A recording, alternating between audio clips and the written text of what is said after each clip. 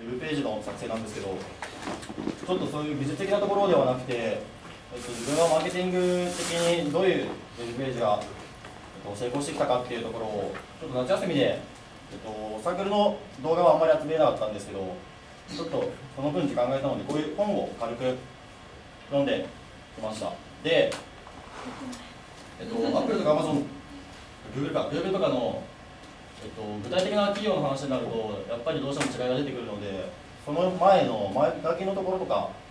その3社に共通している成功点とかを読んで、そこの点をまとめてきました。で、目次については、やっぱり利用者の土地が立つについての増加と、あと成功要因4つと、あとロングテール理論っていうのがちょっと面白かったので、それについて話していきたいと思います。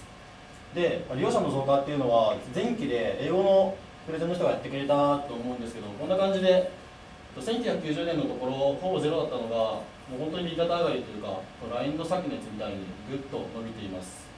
やっぱりこういうところでもほとんどの人が20億人が全世界で使っていて、あと、こっちは日本での統計なんですけど、やっぱり多くの人が使っている。あと年代別で言うと、この本では高齢者っていうところがでかかったんですけど、やっぱり自分たちは大学生向けのサークルサイトっていうところで、13歳から29歳のところで、2010年のところ、一番右のこの色が濃いところだと、母数が約6万人いて、その中で 95% 以上使っている。やっぱり自分たちの友達の中でもインターネット使ってないっていう人は本当に少ないと思います。なのでやっぱりウェブページはいいなと思って、あとは、ここまでが経年の話で、あと生き残る企業についてですが、消えていく企業と生き残る企業っていうのは、やっぱり生き残る企業じゃない、すみません、企業じゃなくて、ウェブページには集客力があって、オリジナルのコンテンツがあったりする。Google のウェブ検索とか、やっぱり検索かけるときはほとんど Google でやってると思うし、集客力っていうところで話をすると、やっぱ Yahoo とかのページは皆さんご存知だと思いますが、こういうポータルサイトっていうのは、すごいいろんなコンテンツがあるわけですね。それが、このピアチの中の話になっていくんですけど、やっぱヤフオクとかニュースとか、ヤフーで見れる人も結構いると思います。あと、小学校の時とかだと、自分はヤフーでゲームやったりしてたんで、こういうところのコンテンツをお客さんに提供していくところで、顧客価値を創造していくというところになるのかなと思います。で、あと、この Google の Web 検索っていうところは、やっぱり広告量と密接に関係していて、こういう形になるんですけど、この中でやっぱりユーザー、僕たちは Google を使う、これは Google の方なんですけど、サービスを利用して Google の方はこれを提供する。で、Google との広告主との関係はどうかっていうところになると、やっぱり広告する枠をこの広告主となる企業にあげる。で、その場所、広告の場所に対してここで広告料を取っている。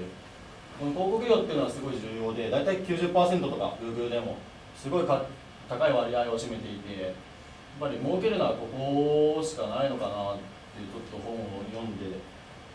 みながら思いました。で、あと全く関係ない話なんですけど、こういうところは20世紀末とかに出てきたやつなんですけど、新しいオンラインサービスって21世紀に入ってちょっとしてっていうところで、Facebook と Twitter っていう新しいビジネスが出てきました。ビジネスというかサイトです。Facebook の特徴としては、細かい個人情報の登録、フルネームで入れないとダメとかやっていきます。でもその分、やっぱり細かいところまで一緒なので、やっぱり同じ目的や趣味を持つユーザーと連絡が取れたりする。例えばバドミントンならバドミントンとか、あと、インターンとかビジコンとかの求人も大体 Facebook でやったりしています。自分が出たやつも Facebook で参加するっていう意思表明をしたりしたので、それというところでやっぱり個人情報を細かく登録している分、信頼性もあるのかなと感じました。で、あと第三者の事業者が提供サービスができるっていうのは、Facebook 利用してる人が多分大多数かなと思うんですけど、Facebook ってやっぱりいろんな企業の広告とか出てくるじゃないですか。あとシェアされたりだとかして、そのページがよく出てくる。そういうところで、やっぱりそのページが何回再生されたとか、そういうところになってます。で、あと Facebook は、こんな感じで細かい個人情報を登録する分、やっぱり例えば問題になるのが、同じ写真を撮るとして、その写真に自分が本当は写りたくなかった場合とかあるじゃないですか。やっぱりそういう時のために、この写真気に入らないっていうボタンがあったりするのを見たことあると思います。そういうところで個人情報にも配慮しているので、そういう点が Facebook の特徴かなと思います。で、あとこれは、全世界で8億人いますよっていうところで、あと Twitter の特徴としてが、こういう不特定多数の他者と同時にコミュニケーションが取れる、やっぱり何人、10人とか一斉にリプ返したりするので、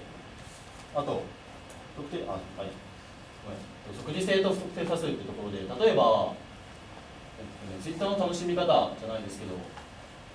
例えば甲子園やってたじゃないですか、さっきまでってか、このまで。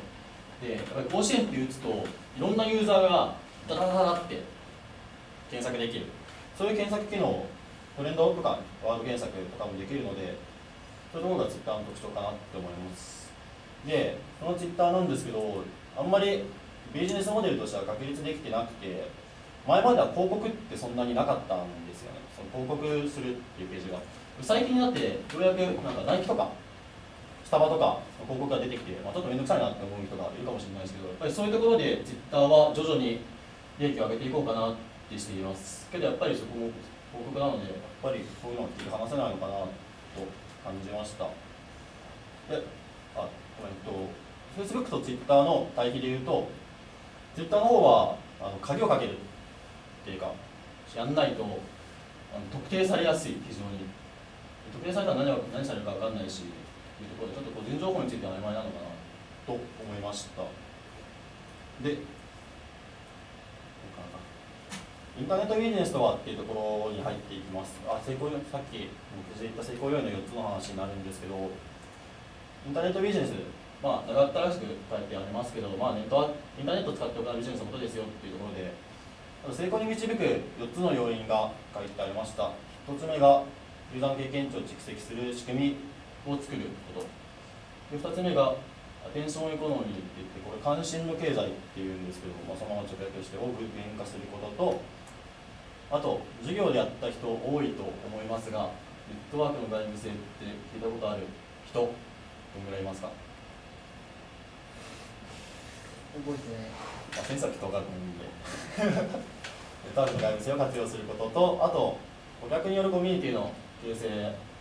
というところをちょっと詳しく見ていきたいと思います。まず1個目で、ユーザーの経験値を蓄積する仕組み作りを確立するっていうところで、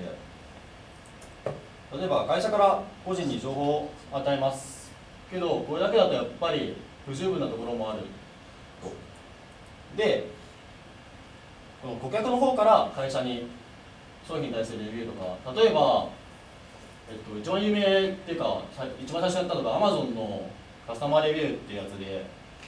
お客さんが企業に対して何か口を出す。それによって企業の方からまたそのフィードバックを改良して、どんなのがありますよとか、あとはいつ買ったから、じゃあこのいつも欲しいでしょ、つけも欲しいでしょっていうところが下に出てくるっ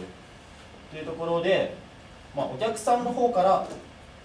情報を集めていってそれを企業の方でまたすり合わせてっていうところが、商品を改善していく、サービスを改善していって、さらに顧客の獲得につながっていく、獲得につながっていくっていうところになります。で、あと2つ目か。電子エコノミー、さっきも言ったんです、関心、注目の経済っていうんですけど、ウェブ検索してもらうと分かるんですけど、すごい多い情報が、現在は情報型の時代ですと。で、こういう時に、じゃあどうやって自分のサイトを見てもらうかって、コンタクトポイントって言って、お客さんが自分のサイトを見てもらう機会を増やすことによって、それの点について、やっぱり見やすいサイトの方がお客さんは見てもらえる。見にくいサイトはもうこのサイトいいやって思ってすぐに切り捨てられるので、情報をちゃんと整理していく。で、こういうのが一番長けてたのが Google で、ちょっと次を見せますが、こうやって法政大学って言ったら、すぐ法政大学が出てきて、バンって、この人にもいっぱいあるんですけど、ちょっと切れちゃってあれなんですけど、一瞬でこうやって出てくるっていうのがやっぱり Google の強みかなって思います。でこれによって注目度が上がっていくことによってお客さんがいっぱい集まってくるというところになります。で次、ネットワークの外部性って授業でやったよね。お前ら絶対やったろで、ちょっと自分も分からなかったので正直、ネットワークの外部性についてちょっと簡単に説明すると、あるサービスを利用する人が増加するほどっていうのは、例えば携帯電話の話で、みんなが携帯電話持ってなかったら別にそんな不便じゃないんですけど、